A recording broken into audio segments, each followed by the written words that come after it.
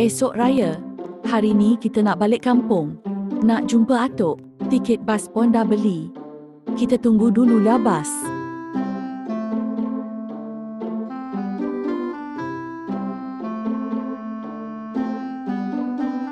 Lamanya.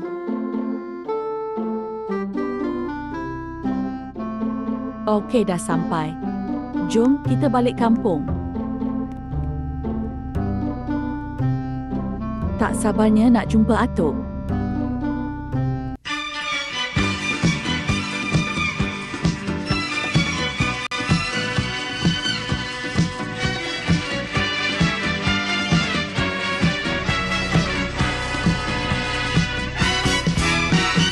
Balik kampung. Kenapa ini? Macam mana nak balik kampung ni? Bas rosak pula. Sedihnya. Takkan nak raya kat sini je? Taksi. Boleh tumpang tak? Boleh. Terima kasih, bang.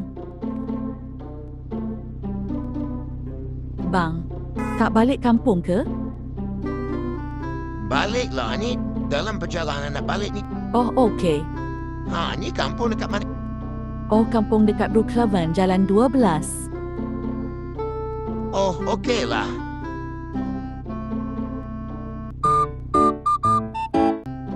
Okey, dah sampai. Terima kasih bang, tolong hantar.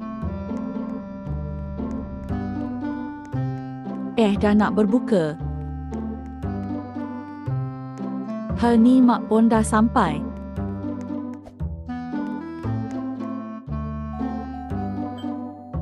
Assalamualaikum. Atuk, atuk. Waalaikumsalam. Atuk sihat tak? Mestilah sihat. Kamu tu puasa ke tak?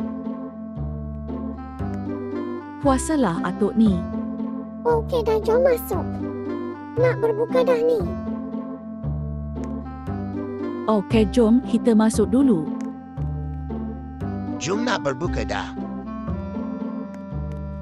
Okey, jom. Banyaknya makanan. Allahu Akbar, Allahu Akbar. Alhamdulillah dah berbuka. Atuk boleh tak lepas terawih kita main mercun? Boleh. Bawa tanda tu banyak mercun. Jom main mercun. Letak banyak-banyak.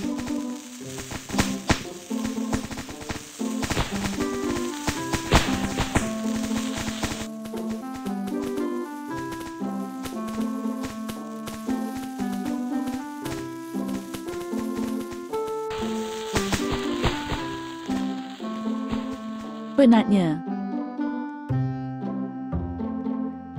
Nak tidur dululah. Selamat malam.